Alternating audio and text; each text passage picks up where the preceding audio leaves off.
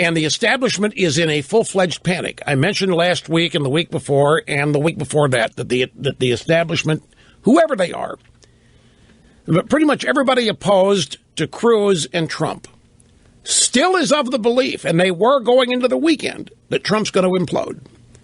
Or something else. Something's going to happen and Trump's going to get out.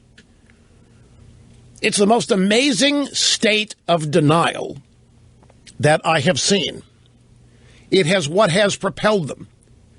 They spent $100 million on the Bush camp. Against who? Against Trump? Trump's out getting free media. Do you realize everything's been tossed upside down here? Money is the mother's milk of politics. Here are all these other candidates trying to raise a few bucks here and a few bucks there to buy a couple of ads that might run on TV. Meanwhile, Donald Trump picks up the phone from Trump Tower and gets 10 minutes whenever he wants it on any network. And if he wants to go down the escalator where they have the camera set up in front of the waterfall, he can appear on camera whenever he wants. Realize the value of all the media time Trump is getting that he's not paying for? Yet everybody else is out there trying to raise it, dime by dime, dollar by dollar, go out and buy ads and so forth. It's amazing. And on the establishment side, they believed that's all it was going to take. $100 million and not a penny of it spent running against Democrats. How wasteful is that? Well, I know it's primary. The opponents right now are Republicans, but part of winning this thing is what you're going to do. How you're going to stop the people that put it in this mess, and that's the Democrats. And the Jeb campaign didn't even think to go there.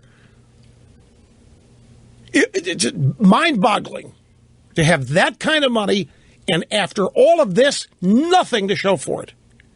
And I'm reading stories where now they're going to hit up the same donors for Rubio. How much money do these people have left? How much do they have left that they actually want to spend? The same people that asked them for money for Jeb are now asking for money for Marco. The same people who've demonstrated they don't know how to spend it. Who've demonstrated they may not even be on the same playing field that Trump is on. They're being guided by tradition and age-old theory and policy, which has obviously surpassed them. And it has surpassed them simply because they appeared to be arrogant toward their own grassroots voters. Jeb Bush, December 2014, to win the presidency, you have to run against the base. You have to lose the primary to win the general. This never had a chance. But they thought it was brilliant. They thought this new technique was going to shock and awe everybody and sneak up on them and do an end run to the nomination without the support of the base. And when you get down to it, they never got above 4 or 5 points where it mattered. So now it's Panic City.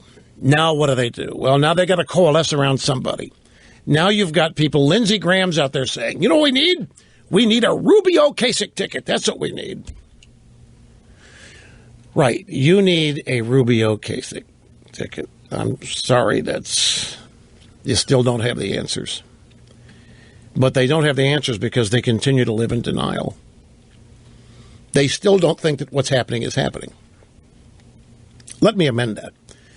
What they don't believe that what's happening is real. They really don't. They still think Trump is not going to finish this. Somehow, some way, he's going to really, he's going to really say something that's it. No more support, no more tolerance, and he's going to be gone. Or that some miracle is going to happen, and he's going to come along and get snookered and schlonged by the other candidates. So what I think they're really doing right now is planning how they are going to upend all of these results once they get to Cleveland and the convention.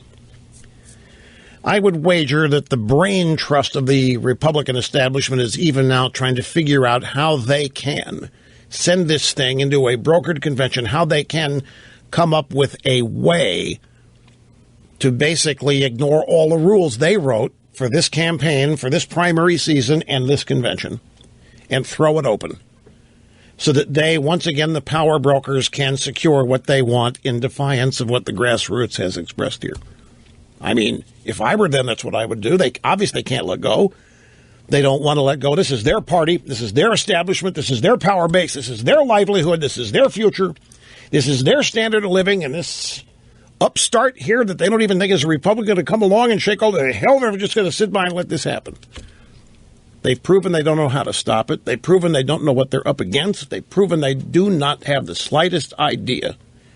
And this has got to be a shock to them. They thought they're the experts, folks. They thought they were the only ones who knew how to do something like this, win a nomination for the presidency. They had all the power. They had all the money. They had all the inside games. They had all the tactics.